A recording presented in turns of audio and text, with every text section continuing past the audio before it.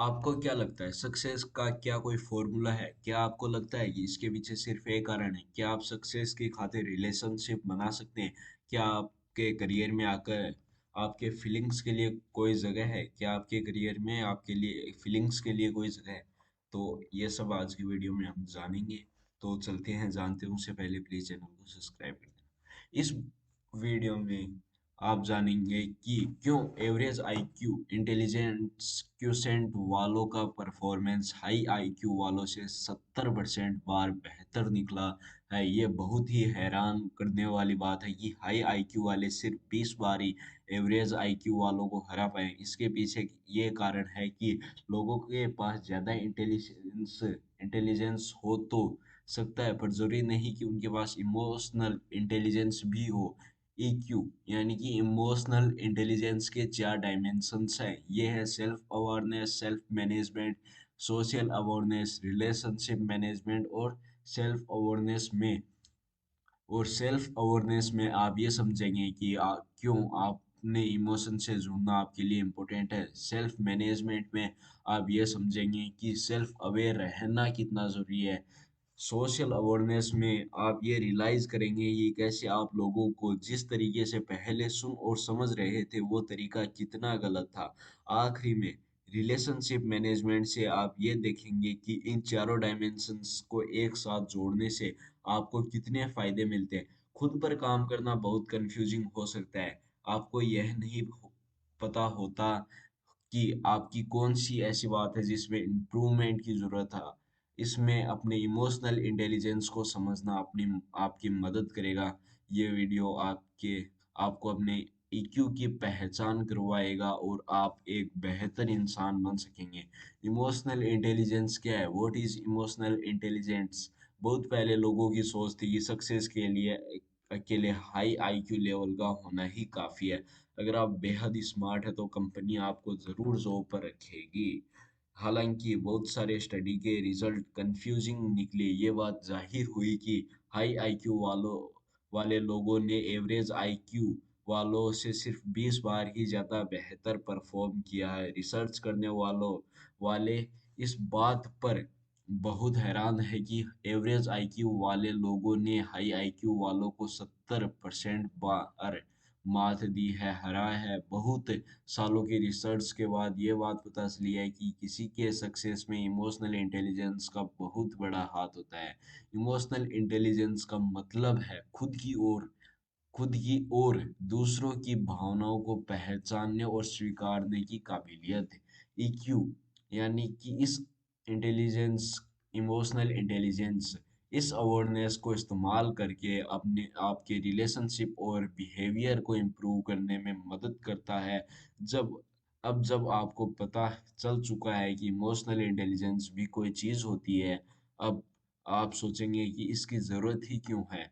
अगर आप जॉब करना चाहते हैं तो आपको अपने ईक्यू पर काम करने की ज़रूरत पड़ेगी। और जब आपको रिलेशनशिप को संभालने की बात आती है तो उसमें भी ईक्यू की इमोशनल इंटेलिजेंस की ज़रूरी होती है। कुछ ऑथर्स की स्टडी में पाया गया कि इमोशनल इंटेलिजेंस बहुत सारे इम्पोर्टेंट स्किल्स का फाउंडेशन है। आप इमोशनल इंटेलिजेंस को एक पेड़ मान सकते हैं जिसमें उसके पत्ते हैं कम्युनिकेशन, एम्पैथी, टाइम मैनेजमेंट और वगैरह। ईक्यू इमोशनल इंटेलिजेंस इतना ज़रूरी है क्योंकि जब किसी आदमी के जॉब परफॉर्मेंस की बात आती है तो 58% बार सक्सेस इसके कारण से ही मिलती है। आपका इमोशनल इंटेलिजेंस आपको बना भी सकता है और बिगाड़ भी सकता है। अगर आप सक्सेसफुल हैं और संतुष्ट होना चाहते हैं कि सबसे पहले आपको अपने इमोशनल इंटेलिजेंस स्किल्स पर काम करना होगा। आगे के चैप्टर्स में हम ईक्यू के चार डायमेंशंस के बारे में डिस्कस करेंगे। द इमोशनल इंटेलिजेंस का पहला डायमेंशन जो सेल्फ अवेयरनेस है। The first dimension of the emotional intelligence self awareness. जब आप सेल्फ अवेयर होते हैं तो आपको यह समझ पाते हैं कि हर सिचुएशन में क्या महसूस कर रहे हैं। आप अपने इमोशंस के बारे में सोचते हुए टाइम बिताने को ही सेल्फ अवेयरनेस पर काम करना कहते हैं। आपको किस बात पर गुस्सा आता है? आपको क्या चीज़ खुशी देती है? आपको ये समझने की ज़रूरत है कि क्यों कुछ बातें हमें रिएक्ट करने पर मजबूर करती है। अगर आप खुद को समझने के लिए कुछ टाइम निकालोगे तो आप सरप्राइज होंगे कि आप कितना कुछ जान सकते हैं। आप एक केस इमेजिन कीजिए, मान लीजिए ऑफिस में आपका दिन बहुत ही खराब गया क्योंकि आपके बॉस ने आपको एक डेडलाइन मिस करने को दोषी ठहराया है। आप अपने गुस्से पर को काबू करने की कोशिश करते हैं। आपने बॉस पर चिल्लाना चाहते हैं, अपने बॉस पर आप चिल्लाना चाहते हैं क्योंकि वो आपकी गलती नहीं थी, आपके साथ काम करने वाले की गलती थी। इससे पहले कि कुछ कह पाते बॉस ने आपको निकाल दिया और जब तक आप अपने घर पहुंचे तब तक आपका मुंह गुस्से से लाल हो चुका है। फिर आप अपने बच्चे को कीचड़ में खेलते हुए देखते हैं, उस पर चिल्लाते हैं और कहते हैं कि वो खुद को ही गंदा कर रहा है। बच्चा रोता है क्योंकि वो आपके गुस्से को देख कर डरा हुआ होता है। एक आम दिन में आपको इस बात पर बिल्कुल गुस्सा नहीं आता। एक आम दिन में आपको इस बात पर बिल्कुल गुस्सा नहीं आता। जैसे ही आपको इस बात का एहसास होता है, आप गिल्टी महसूस करने लगते हैं कि जब भी आपको ऑफिस में कोई बात बिगड़ती है, आप अपने बच्चे पर गुस्सा निकाल देते हैं। अगर आपको इस सिचुएशन में सेल्फ अवेयरनेस की प्रैक्टिस करनी है तो चेक करना होगा कि आपको जो कर रहे हैं वो सही है या नहीं। आपको ये पता है कि आपके बच्चे की इसमें कोई गलती नहीं थी। सेल्फ अवेयर होकर ही समझेंगे कि आपको इस सिचुएशन में सही में क्या करना चाहिए। अगर आपके पास सेल्फ अवेयरनेस है तो आप खुद पर हेल्दी तरीके से काम कर पाएंगे। आपको अपने इमोशंस को समझने से डराएंगे नहीं और आपको पता होगा कि ज़रूरत पड़ने पर इनसे कैसे डील कर सकते हैं। इमोशंस को आप जहाँ तक रोक सकते हैं वहाँ तक वो रोक के रखते हैं। अगर आपको हमेशा डर लगा रहता है पर आप इसका कारण नहीं जानते, इस तरीके से आप बहुत सारे अपॉर्चुनिटीज खो देंगे। ऐसा ही कुछ होता है जब गुस्सा आप पर हावी हो जाता है। अगर आपको आपकी फीलिंग्स के बुरे हिस्सों के बारे में पता होगा तभी तो आप उसके बारे में कुछ कर पाएंगे और आप अपना फुल पोटेंशियल पा सकेंगे। इस बुक्स के ऑथर ने दूसरे रिसर्च करने वाले के साथ मिलकर एक इमोशनल इंटेलिजेंस अप्राइजल टेस्ट बनाया था, जो कि यह एक बुक थी, बुक तो नहीं, बुक बोल सकते हैं जो कि मैं आपको पढ़ा रहा हूँ वो, इसकी जो मैं आपको कहानी सुना रहा हूँ वो, ये आपको अपने ईक्यू को बेहतर जानने में मदद करता है और उन एरियाज पर स्कोर देता है जिनमें आप अच्छे और उनमें भी जिनमें काम करने की ज़रूरत है। डेव एक रीजनल सर्विस मैनेजर है और इमोशनल इंटेलिजेंस अप्राइजल टेस्ट में उनका स्कोर 95 आया था। इसका मतलब है कि वो अपने ईक्यू के टच में है। लेकिन शुरू शुरू में डेव के स्कोर इतने ज़्यादा नहीं थे, पर स्कोर को बढ़ाने के लिए जो भी ज़रूरी स्टेप्स लेना पड़ा डेव ने लिया और उन्हें उसका फ़ायदा मिला। जैसे जैसे डेव ने इम्प्रूवमेंट दिखाई वैसे वैसे उनके ऑफिस में काम करने वालों ने उनमें फ़र्क देखा। उनके साथ काम करने वालों ने कहा कि डेव पहले से ज़्यादा डिटरमाइंड और हार्ड वर्किंग हो गए हैं। जब भी डेव की टीम में कोई बड़ी गड़बड़ी होती तो डेव को गुस्सा आ जाता, फिर वे इसका सॉल्यूशन निकालने में लग जाते। टीना एक मार्केटिंग मैनेजर है और इसका अवेयरनेस स्कोर 69 है। उनके साथ काम करने वाले लोगों ने यह देखा कि टीना प्रेशर में बिल्कुल काम नहीं कर सकती और बहुत परेशान हो जाती है। टीना अपने इमोशंस को खुद पर हावी होने देती और अपने चिड़चिड़ाहट को दूसरों पर निकालती थी।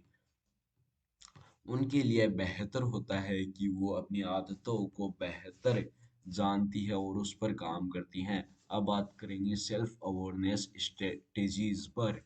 तो ये बताना मुश्किल है कि जिस स्टेज में आप हैं वहाँ आप में सेल्फ अवेयरनेस है या नहीं, ये लाइन दिखाई नहीं देती। सेल्फ अवेयरनेस का सफर तो जिंदगी भर का है। ये दुख के अंदर झांक कर खुद को पहचानने के बारे में है। जब आप अपने इमोशंस के टच में नहीं होते तो ये सारे इमोशंस अजीब तरीके से बाहर निकलते हैं।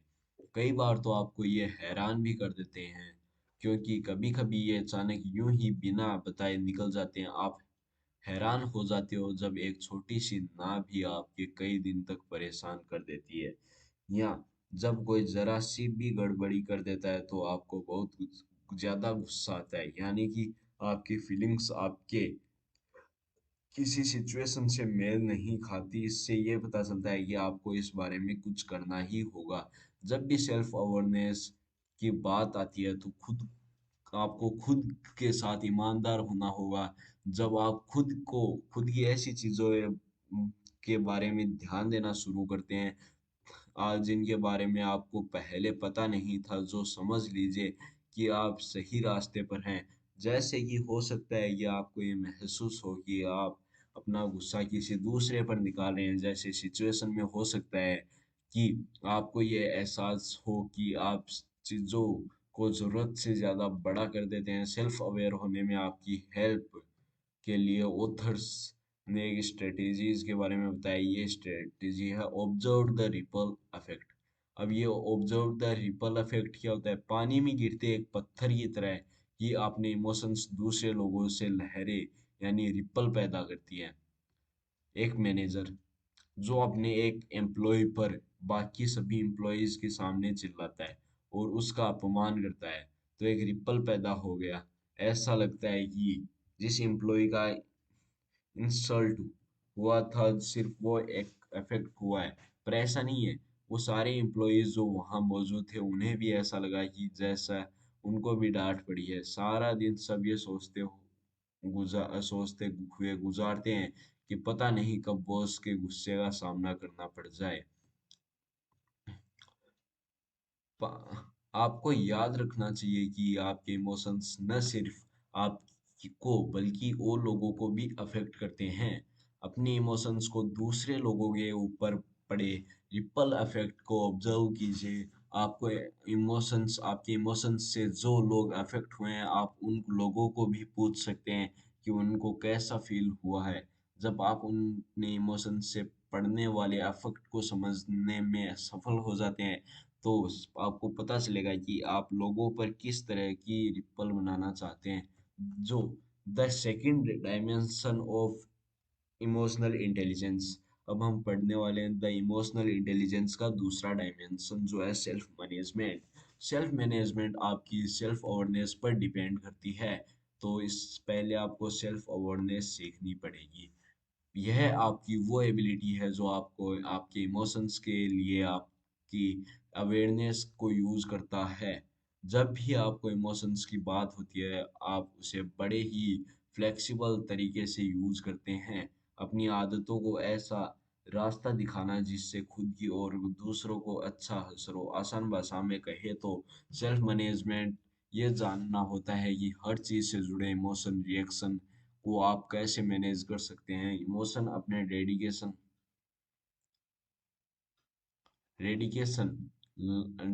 डिसीजन इमोशन आपके डिसीजन लाने में शक्ति को बिगाड़ सकते हैं।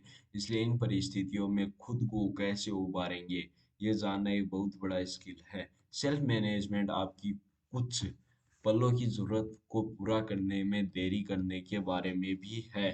जैसे कि हो सकता है भी आपका मन अपने उस कॉलेज को गाली देने का कर रहा है, उस दोस्त को गाली देने का कर रहा है जिसको आप पसंद नहीं करते। आप इस मोमेंट्री जरूरत को डिले कर सकते हैं। आप इस मोमेंट्री जरूरत को डिले कर सकते हैं या उसे पूरा करने से खुद को रोक सकते हैं, क्योंकि आपको दूसरे जरूरी गोल्स हासिल करने हैं।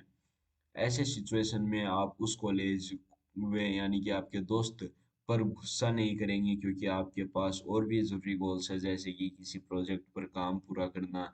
खुद को रोकना आसान नहीं है। खुद को रोकना आसान नहीं है, इसलिए सेल्फ मैनेजमेंट करने के आपको कमिटमेंट को बार बार परखा जाएगा। आपको सक्सेस तभी मिलेगी जब आप इन मोमेंट्री जरूरत को अपने ऊपर हावी नहीं होने देंगे। ईक्यू टेस्ट में एक हेल्थ केयर अंडर मिस्टर का सेल्फ मैनेजमेंट स्कोर 93 है। जो लोग लेन के साथ काम करते थे उनका कहना है कि गर्मा गर्म बहस के बीच भी लेन शांत और अंडरस्टैंडिंग बनी रहती है। तब भी बिल्कुल शांत रहती है जब बाकी सब लोगों के ऊपर उनके इमोशंस हावी होते हैं। जब कोई एक मुश्किल काम, जैसे कि किसी एम्प्लॉय को काम से निकालना होता है, तब बहुत ही सेंसिटिव होकर और इधर उधर की बात न करते हुए बिल्कुल साफ बात करती है। किसी क्राइसिस सिचुएशन में काफी लोग लोग उनके पास ही आते हैं। एक रीजनल सेल्स डायरेक्टर का सेल्फ मैनेजमेंट स्कोर 69 है। जब खराब मूड में होती तो ऑफिस के सारे लोग उनके मूड से अफेक्ट होते हैं। तो अब हम पढ़ेंगे सेल्फ मैनेजमेंट की जो स्ट्रेटेजीज हैं उनके बारे में। सेल्फ मैनेजमेंट का मतलब सिर्फ अपने इमोशंस को कंट्रोल करना नहीं होता। ऑथर्स हमारे इमोशंस की तुलना एक ज्वालामुखी से करते हैं। लावा निकलने से पहले ज्वालामुखी के सतह के नीचे बहुत हलचल होती है, ठीक वैसे ही गुस्से के फटने से पहले आपको अंदर भी कुछ ऐसा ही चलता रहता। आपको इन्हीं इमोशंस पर ध्यान देना है। बेशक सेल्फ अवेयरनेस के बिना सेल्फ मैनेजमेंट नहीं हो सकता। आप क्या फील कर रहे हैं उसे पहचानिए। आप जब तक अपने फीलिंग्स को महसूस नहीं करेंगे तब तक अपने फीलिंग्स की तरफ रिस्पॉन्ड नहीं कर सकते। जब आप खुद को सेल्फ मैनेज करते हैं तब आप अपने लिए सक्सेस का रास्ता तैयार करते हैं। इसका ये भी मतलब होता है कि अब आप दूसरों को निराश नहीं करेंगे या वे आपसे नफरत नहीं करेंगे। कई अच्छी बातें निकल कर आती है जब आप खुद के इमोशंस के बारे में जानते हैं, सेल्फ अवेयरनेस के बारे में जानते हैं और आपको पता हो कि इन इमोशंस की तरफ कैसे रिस्पॉन्ड करना है, यानी कि सेल्फ मैनेजमेंट। आप अपने पेचीदा प्रॉब्लम्स को कंट्रोल कर सकते हैं, अपने गोल को पा सकते हैं। सेल्फ मैनेजमेंट के से आप में फ्लेक्सिबिलिटी भी आती है। किसी भी बदलाव की सिचुएशन में आप ठीक से रिएक्ट करेंगे और आपको गुस्सा नहीं आएगा। इससे आपकी सही और प्रोडक्टिव डिसीजन लेने की में मदद मिलती है। ऑथर्स एक स्ट्रेटेजी सजेस्ट करते हैं, इमोशन वर्सेस रीजन की लिस्ट बनाएं। इमोशन वर्सेस रीजन की लिस्ट बनाने पर आपको सही डिसीजन लेने की मदद मिलती है। ज़्यादातर आपको इमोशंस और आपकी लॉजिकल माइंड के बीच लड़ाई चली रहती है। दोनों साइड आपको अपनी ओर खींचती है। अगर आपको समझ नहीं आ रहा है कि आपको किस साइड जाना चाहिए तो आप एक पेपर लें और बीच में एक लाइन खींचें, एक लिस्ट बना लें। आपका माइंड साफ देखने लगेगा। राइट साइड के कॉलम में लिखिए कि आपके इमोशंस आपसे क्या करने को कह रहे हैं। लेफ्ट कॉलम में ये लिखिए कि आपके रीजन देने वाला माइंड क्या कह रहा। इसके बाद खुद से एक सवाल पूछिए कि किस जगह आपका इमोशंस आपके जजमेंट को घेर रहा है। कहाँ आपका लॉजिकल माइंड अपने इमोशंस के सिग्नल को अनदेखा कर रहा है। आपने शायद ऐसे पल को एक्सपीरियंस किया होगा जब आपने अपने फीलिंग्स को अपने रास्ते में आने दिया होगा। पर हमेशा लॉजिकल रहना भी ठीक नहीं है। इससे आप एक रोबोट की तरह फील और एक्ट करेंगे। अगली बार जब आपको समझ ना आए कि आपको किस डायरेक्शन में जाना चाहिए तो आप इस लिस्ट की मदद लेनी चाहिए आपको। और इससे आप अपने थॉट्स को ऑर्गेनाइज कर सकते हैं और बेहतर डिसीजन ले सकते हैं। अब हम थर्ड डायमेंशन पढ़ेंगे जो कि है सोशल अवेयरनेस। ये सोशल अवेयरनेस की ही तरह है, सेल्फ अवेयरनेस की तरह ही है, पर इस बार ये दूसरे लोगों के बारे में है। जब आप दूसरे लोगों के इमोशंस को जानते हैं और समझते हैं कि वे ऐसा क्यों फील कर रहे हैं, ये करना बहुत मुश्किल हो सकता है, खासकर तब जब औरों के इमोशंस आपके थॉट्स और फीलिंग्स से मैच नहीं करते। अगर आप दूसरों के फीलिंग्स के बारे में सोचते हैं तो आपको फोकस करने में मदद करता है। इससे आपको उन इंफॉर्मेशंस को इकट्ठा करने में भी मदद मिलती है जिन पर आपकी नज़र पहले नहीं जाती थी। सोशल अवेयरनेस में दो इम्प्लीमेंट्स हैं, सुनना और गौर से देखना, यानी ऑब्जर्व करना और लिसन करना। अगर आपको ये दोनों चीजें सही ढंग से करनी है तो आपको बात करना छोड़ना चाहिए और अपने अगले आर्ग्यूमेंट के बारे में भी सोचना बंद करना चाहिए। आपको सेल्फिश चिंताओं को छोड़ना चाहिए। दूसरों की जरूरत को पहचाने, दूसरों को सुनिए और उन पर ध्यान दीजिए। तब आपको उनकी फीलिंग समझ में आएगी। उनसे बातें कीजिए। अल्फोंसो एक फॉर्म्यू सेल्स मैनेजर है और उनका सोशल अवेयरनेस स्कोर 96 है। वे दूसरों के इमोशंस को समझते हैं, इस बात को लेकर ऑफिस में उनके काफी तारीफ होती है। इसी कारण से दूसरे लोग अपने रिलेशनशिप को अच्छा बना पाए, इसलिए काफी लोग उनके वफादार भी हैं। क्लाइंट्स के बीच भी अल्फोंसो बहुत हिट हैं और वे उनके स्टोर के कस्टमर बने रहते हैं। अब सोशल अवेयरनेस स्ट्रेटेजीज की भी बात करते हैं। सेल्फ अवेयरनेस खुद के अंदर झांक कर और खुद को जानना है। सेल्फ अवेयरनेस बाहर देखना और लोगों के बारे में है सीखना है। सोशली अवेयर रहने से आपको दूसरों की फीलिंग्स को समझने में आसानी मिलेगी। ये इतना इम्पोर्टेंट क्यों है? क्योंकि आप अपने रिलेशनशिप को मजबूत करना सीख जाएंगे। इससे आप किसी और को बेहतर और ज़्यादा जान पाएंगे। सोशल अवेयरनेस तब होती है जब आपको पता है कि अभी मदद नहीं मांग सकते क्योंकि आपको दोस्त का मूड अभी ठीक नहीं चल रहा। ये तब होता है जब आप किसी अकेले स्टूडेंट के पास जाते हैं क्योंकि आपको पता है उसे दोस्त बनाने हैं। सोशल अवेयरनेस आपको लोगों के शब्दों से न कही गई बातों को भी समझने में हेल्प करता है, जैसे बॉडी लैंग्वेज को समझना। यहाँ तक स्ट्रेटेजी है कि जिससे आप सोशल अवेयर हो सकते हैं वो है बॉडी लैंग्वेज को देखना। हम में से बहुत से लोग बहुत कुछ हैं और हमारा मतलब कुछ और ही होता है। लोगों की बॉडी लैंग्वेज को देखकर उनको समझना हमारे लिए बातों को साफ कर देता है। बॉडी लैंग्वेज कभी झूठ नहीं बोलती। ये देखकर आप आसानी से समझ जाते हैं कि सामने वाला असल में क्या फील कर रहा है। एक बार ये समझ आ गया कि आपको पता होता है कि आपको क्या कहना है या क्या रिस्पॉन्ड करना है। किसी इंसान को पढ़ने के लिए उसके पूरी बॉडी लैंग्वेज को पढ़िए। उस इंसान की आंखों से शुरू कीजिए। आंखें बहुत कुछ कहती हैं। हालांकि आपको ज्यादा देर घूरना तो नहीं है, वरना लोग आपसे डर जाएंगे। रेगुलर आई कांटेक्ट रखने से लोगों को भरोसेमंद और ईमानदारी होना दिखता है। और जो आई कांटेक्ट को बीच में तोड़ते हैं उनका मतलब हो सकता है कि वो बेचैन या धोखेबाज हैं। किसी का मुस्कान भी बहुत कुछ कहती है। वो मुस्कान एक सच्ची मुस्कान होती है। अगर मुस्कुराहट के दौरान आंखों की किनारों में झुर्रियां सी बन जाए, अगर नहीं बनी तो हो सकता है कि मुस्कान झूठी हो। बॉडी को देखो तो समझिए कि उनका पोस्चर स्ट्रेस वाला है या रिलैक्स्ड है। एक बार ये सही तरीके से आप सीख जाएंगे कि आप सिर्फ लोगों की बातों पर ही नहीं बल्कि उनकी बॉडी लैंग्वेज पर भी ध्यान देने लगेंगे। अब हम फोर्थ डायमेंशन पढ़ेंगे जो है रिलेशनशिप मैनेजमेंट। रिलेशनशिप मैनेजमेंट के लिए जरूरी पड़ता है ईक्यू स्किल्स की, जो हमने पहले बताई थी। ईक्यू स्किल्स है सेल्फ अवेयरनेस, सेल्फ मैनेजमेंट और सोशल अवेयरनेस। इसके लिए आपको तीनों चाहिए होगी।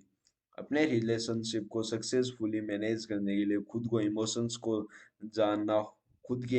को जानना चाहिए और फिर औरों के भी। रिलेशनशिप मैनेजमेंट में कई फायदे होते हैं। ये आपको बेहतर कम्युनिकेट करने में हेल्प करते हैं, जिसका आप औरों के साथ बेहतर कनेक्शन बना सकते हैं। आप अपने रिलेशनशिप मैनेजमेंट को जितना सुधारेंगे उतना ही आपको उसका असर फील होगा। अब पाएंगे कि कुछ आप दूसरों को अब बेहतर तरीके से समझ रहे हैं और आपको यह भी समझ आएगी कि दूसरों को कैसे ट्रीट करते हैं। अगर ट्रीटमेंट में कुछ चेंज करना है तो वो भी कर पाएंगे। अगर आप किसी के साथ रिलेशनशिप नहीं जोड़ सकते तो उनके सामने आपको ठीक से अपनी बातें रखने में मुश्किल आएगी। लोग आपकी बातों को सुने, इसके लिए आपको रिलेशनशिप मैनेजमेंट की प्रैक्टिस करनी पड़ेगी। ऐसा करना बहुत मुश्किल होता है, खासकर स्ट्रेस वाले सिचुएशन में। इसके एक स्टडी में पाया गया है कि 70% पार्टिसिपेंट्स को स्ट्रेस हैंडल करने में दिक्कत हुई। इसलिए हैरानी की बात है कि रिलेशनशिप बनाना आसान नहीं होता, खासकर काम की जगह में। यहाँ स्ट्रेस का लेवल बहुत ज़्यादा होता है। लोग भड़के हुए होते हैं और बेकाबू भी। कुछ लोग तो काम की बात ही नहीं करना चाहते, फिर करते हैं कि बिना इच्छा ये करते हैं, और फिर भी करते हैं तो बिना इच्छा के करते हैं। कुछ लोग एक्टिव नहीं होते और सोचते हैं कि स्ट्रेस का माहौल उनको काबू से बाहर है। रिलेशनशिप मैनेजमेंट में ही आपको इन सब सिचुएशन से बचा सकता है। एक चीफ फाइनेंशियल ऑफिसर है, उनका रिलेशनशिप मैनेजमेंट स्कोर 95 है। उनके साथ काम करने वाले लोग महसूस करते हैं कि के साथ में कभी भी बात कर सकते हैं। वे वे दूसरों को अच्छे से समझती हैं, सेंसिटिविटी बातें करती है और करने के लिए लोगों को सेफ माहौल देती हैं। अपने साथ काम करने वाले लोगों के साथ बहुत ही करीबी और प्रोफेशनल रिश्ता है। अब रिलेशनशिप मैनेजमेंट की स्ट्रेटजीज के बारे में। रिलेशनशिप पर काम करने वाले के लिए बहुत एनर्जी और एफर्ट लगता है। ऐसा करने में बहुत झल्लाहट होती है, पर इसे संभालने के लिए एफर्ट लगाना फायदा ही देगा। याद रखिए कि रिलेशनशिप मैनेजमेंट को दूसरे EQ डायमेंशन की ज़रूरत पड़ती है। आपको अपने फीलिंग्स के बारे में सेल्फ अवेयर रहना पड़ता है। आप सेल्फ मैनेजमेंट को इस्तेमाल करके अपने फीलिंग्स को दूसरों के सामने एक्सप्रेस करते हैं। आखिर में सामने वाला क्या चाहता है और फील कर रहा है, सोशल अवेयरनेस की मदद से आप उन पर रिस्पॉन्स देते हैं। आपने रिलेशनशिप मैनेजमेंट को सुधारने के लिए जो स्ट्रेटेजीज दी है वो है ओपन रहना और जानने की इच्छा रखना। हाँ, अपने साथ काम करने वाले लोगों को जानना आसान नहीं है। आप इससे घबरा भी नहीं सकते। लोगों ने अपना रिलेशनशिप बनाए रखने के लिए अपने जॉब का ही एक हिस्सा होता है। एग्जाम्पल के लिए आपके आपके प्रेजेंटेशन के दौरान कोई लेट पहुंचता है, वो आपके चेहरे पर गुस्सा साफ दिखेगा और लोगों को लगेगा कि आप घबराए हुए हैं, स्ट्रिक्ट हैं। पर अगर आप सबको बता चुके हैं कि आप पहले आर्मी में थे, तो उन्हें पता होगा कि आपके लिए टाइम के क्या मायने हैं। ओपन होना, जानने की इच्छा रखना एक दो तरफा सड़क जैसा है। आपको लोगों के बारे में ज़्यादा जानना चाहिए ताकि वे आपको गलत न समझे। लोगों से उनके बारे में सवाल पूछिए और उनके जवाब पर ही अपना इंटरेस्ट दिखाइए। जितना हो सके लोगों को जज करने वाले सवाल को न पहुँचे पूछिए। एग्जाम्पल के लिए अगर आप किसी से पूछते हैं, आपने आखिर फिलोसफी की पढ़ाई क्यों की, सामने वाला अनकंफर्टेबल और डिफेंसिव फील करने लगता है। ऐसे पूछने की बजाय आपको पूछना चाहिए, वाह फिलोसफी, आपको इसके बारे में सबसे ज़्यादा क्या पसंद है। आपका लहजा फ्रेंडली लगेगा और वो भी आपसे फ्रेंडली तरीके से पेश आएंगे। अब कंक्लूजन की भी बात करते हैं। आपने इमोशनल इंटेलिजेंस यानी कि EQ के बारे में सीखा। सक्सेस पाने के लिए आपको EQ का बहुत बड़ा रोल है। इमोशनल इंटेलिजेंस खुद के और दूसरे के इमोशंस को समझ सकता है। आपकी एबिलिटी होती है समझ सकने की। आप इस एबिलिटी को यूज़ खुद को और अपने रिलेशनशिप को इम्प्रूव करने के लिए करते हैं। आपको EQ के 4 डायमेंशंस हैं, वो बताई दिए। सेल्फ अवेयरनेस, ये जानना होता है कि आप हर सिचुएशन में कौन सा इमोशन फील कर रहे हैं। आपको अपने फीलिंग्स का सामना कर पाते हैं क्योंकि आपको पता है कि ऐसा करने से आप खुद को और भी बेहतर जान सकते हैं। सेल्फ मैनेजमेंट आपको सेल्फ अवेयरनेस पर डिपेंड करता है। आपको अपने इमोशनल रिएक्शंस का पता होना चाहिए, इसलिए आप इसे खुद पर हावी नहीं होने देते। अब रिलेशनशिप मैनेजमेंट की सारी EQ स्किल्स की ज़रूरत पड़ती है एक अच्छे रिले